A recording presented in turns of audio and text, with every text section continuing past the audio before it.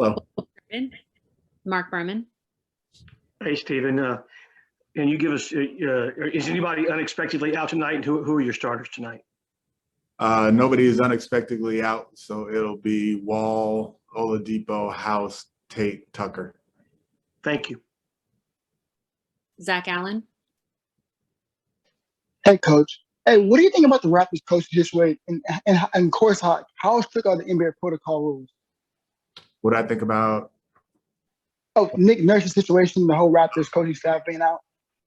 Yeah, it's tough. I mean, with the contact tracing and all of that, it's a hard deal to kind of keep everybody safe and have some sort of normal life experience. So, for us, it doesn't really make much of a difference. It's Nick Nurse's team. They run Nick Nurse's stuff. He's a great coach. I respect the heck out of him. So, not having him over on the side doesn't necessarily make me feel any better because it's his team that's coached, and it's the players that they have that make them really good. So it's a really tough situation for him and his coaching staff. But walking from the bus to the locker room, they have a bunch of other coaches.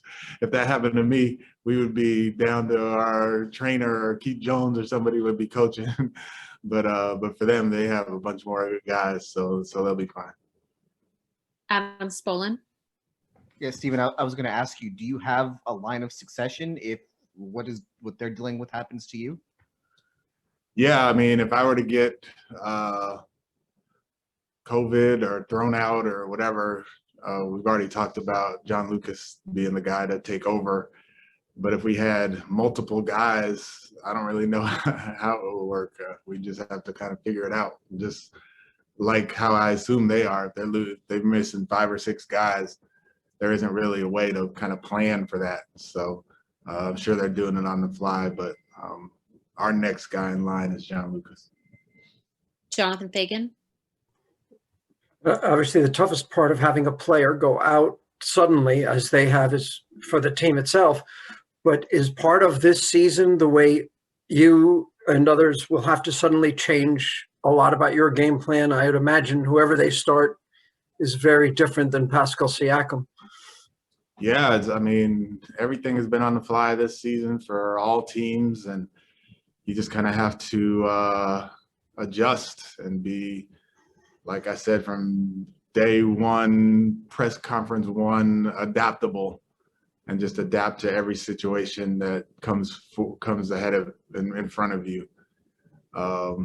It's a tough deal, and the contact tracing part of it is it makes it hard because who knows? Maybe they have one person who has COVID, and then there's all of the people kind of around that one person who are unavailable or what, and then to kind of figure out, okay, so Siakam is out due to the protocol or contact tracing. Who has he been close to, and that? So it's a tough deal. The NBA is doing a good job and doing the best that they can, but it's really just a really hard thing to go through. I'm sorry, Stephen. Was sticking with the small starting lineup as opposed to using your one center as a starter in any way related to the fact you were playing I don't know if you still are, but you were playing a team that also goes small, or that's just the way to go for you? That's just the way we're going for now. I mean, like you said, we have one center. He's been here for 3 days, straight from the G League bubble.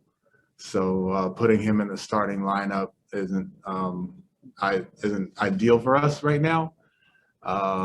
But who knows what happens in the future. We are hoping that Christian comes back sooner than later, so then we'll be big for the majority of the time and then smaller when necessary. But it's necessary for us to be small right now, and that's what we're doing. Thank you. Yep. Zach Allen. Hey, Coach. Hey, what was stressing most? What was stressing most in shoot around and definitely in film, Coach? We've been talking a lot about our pace, getting up and down the floor, For this game, it's getting back in transition. They're the number one transition team in the league. They shoot the most threes in transition. The closeout game, not allowing them to get into their drive and kick game, those sort of things. We really concentrated a lot on Toronto this morning as far as our shoot around is concerned. As far as like us and our group, it's really concentrating on the controllables, making sure that our energy is appropriate, making sure that we are on every coverage that we can be on, but also not allowing the adversity of this losing streak to basically have us spiral down into an abyss of poor play.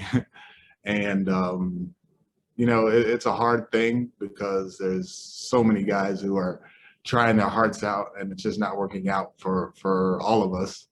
And we have to just make sure that we maintain that like attitude of we are going to grind and fight and do whatever it takes every single night, and the result will take care of itself. Cody Davis. Hey, Coach, going a little bit off the topic here. You have a number of guys in the G League that's really doing well so far, including Kenyon Martin Jr. Is there a plan with him, and do you envision him coming back to the team like you do with Kevin Porter Jr.? Yeah, I mean, KJ's been really good. KP's been really, really good. Those guys are going to come back after All-Star break, I believe. I think their last game is like the 5th, depending on the playoffs and whatnot. But hopefully they'll be back for when we start right back up.